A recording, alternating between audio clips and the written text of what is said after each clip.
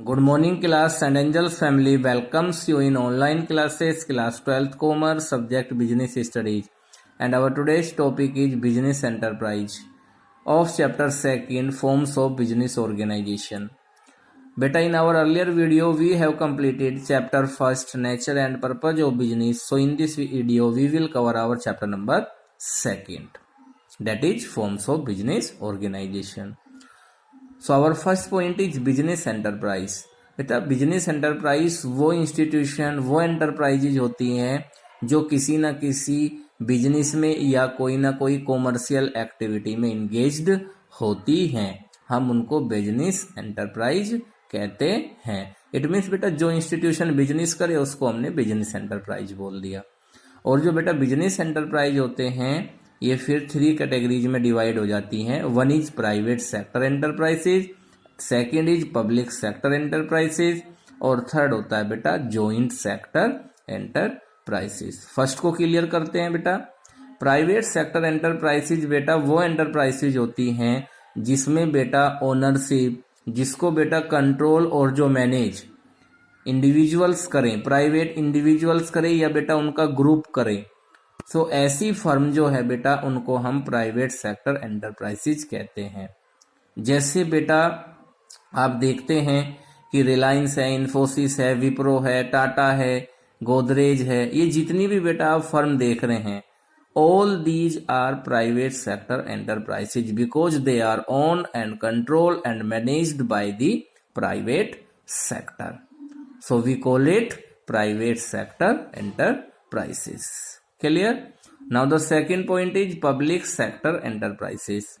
Beta public sector enterprises are those enterprises which are owned and controlled by the and managed by the central government और state government. ऐसे उद्योग, ऐसे enterprise जिनको बेटा हमारे देश की केंद्र सरकार, सेंट्रल गवर्नमेंट और स्टेट गवर्नमेंट के द्वारा किया जाता है, उनको हम पब्लिक सेक्टर एंटरप्राइजेज कहते हैं।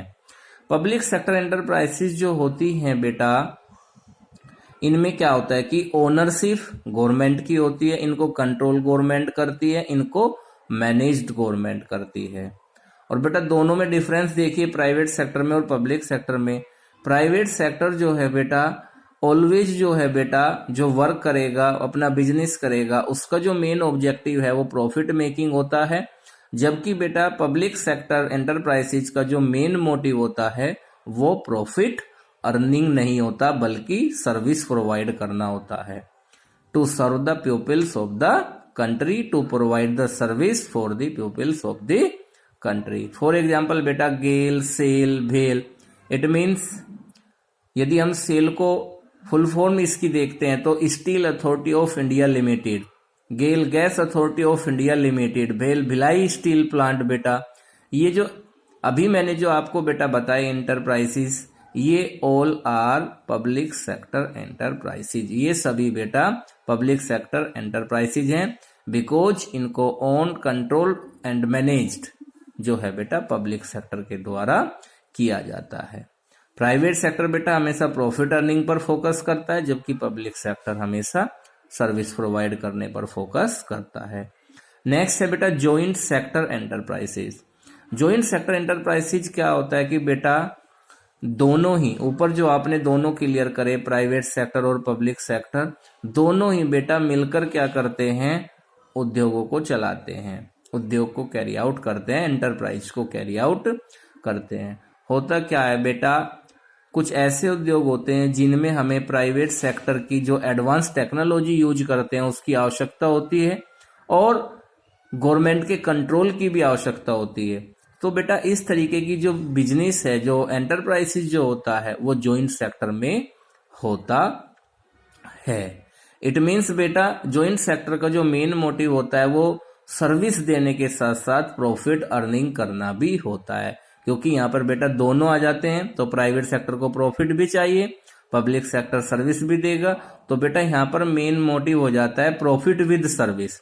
इट मीन्स सर्विस देते हुए, कंज्यूमर को सेटिस्फाइड करते हुए we have to earn the profit. Clear है बेटा? नेक्स्ट है बेटा प्राइवेट सेक्टर एंटरप्राइज जो होती है बेटा वो जैसे बेटा एग्जांपल ले लीजिए जॉइंट सेक्टर एंटरप्राइजेज का, मारुति उद्योग। मारुति उद्योग में बेटा दोनों ही प्राइवेट सेक्टर और पब्लिक सेक्टर के शेयर हैं और दोनों ही बेटा उस उद्योग को कैरी आउट करने का कार्य करते हैं। सो बेटा उसको हम एक जॉइंट सेक्टर एंटरप्राइजेज कहेंगे।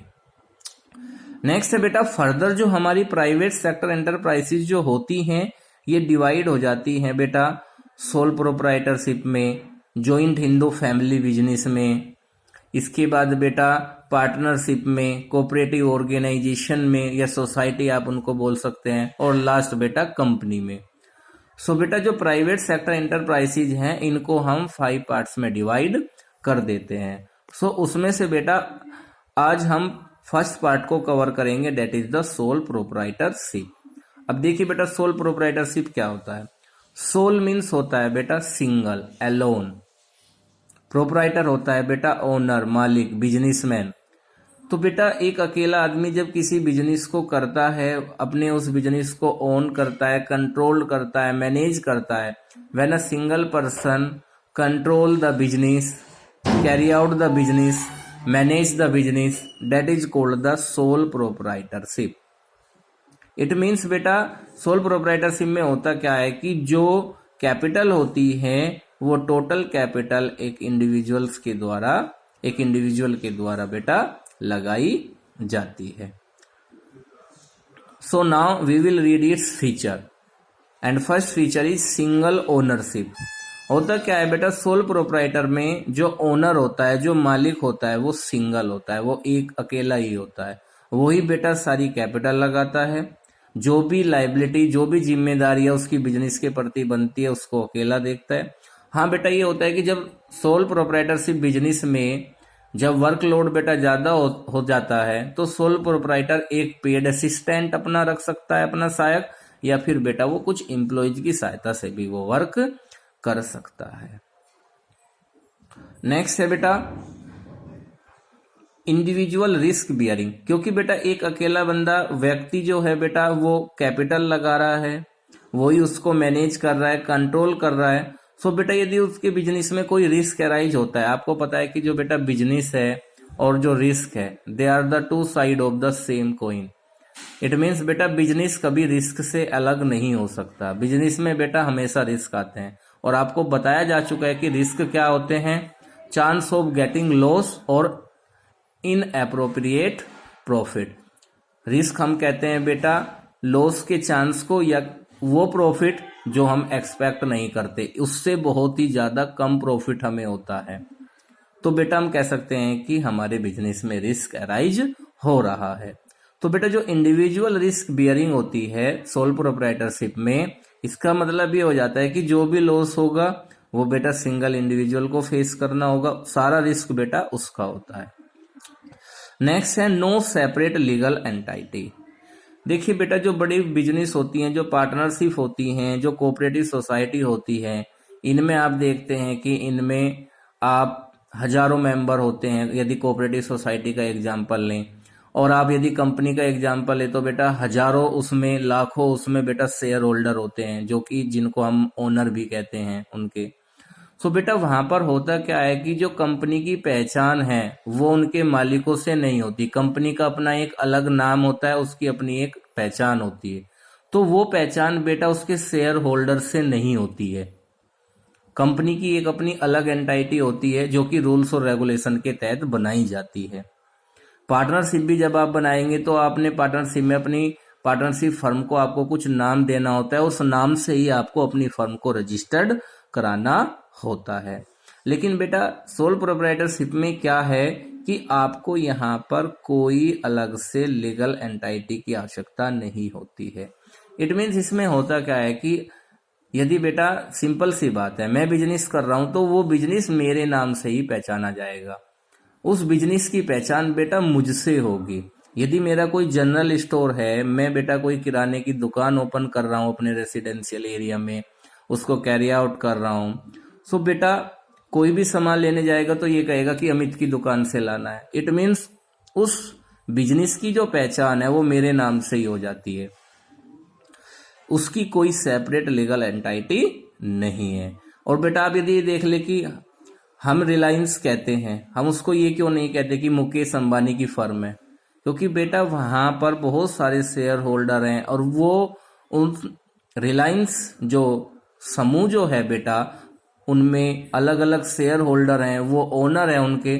सो बेटा वहां पे क्या होता है कि बिजनेस की पहचान उनके ओनर के पहचान से अलग होती है। लेकिन सोल प्रोप्राइटरशिप में क्या है बेटा, बिजनेस की पहचान जो है वो उस बंदे से, उस इंडिविजुअल से है जो उस बिजनेस को कैरी आउट करता है।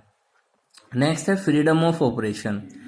होता क्या है कि बेटा सोल प्रोप्राइटरशिप में फ्रीडम ऑफ ऑपरेशन, यहां पर क्या है कि कुछ रूल्स, जनरल रूल रेगुलेशन होते हैं बेटा, लाइसेंस लेना पड़ता है जो जरूरी होता है, तो वो तो करना बेटा जरूरी है। लेकिन इसके बाद आप जो बिजनेस मैन है, जो सोल प्रोप्राइटर है, वो अपने बिजनेस को बेटा अपने तरीके से कैरी आउट कर सकता है।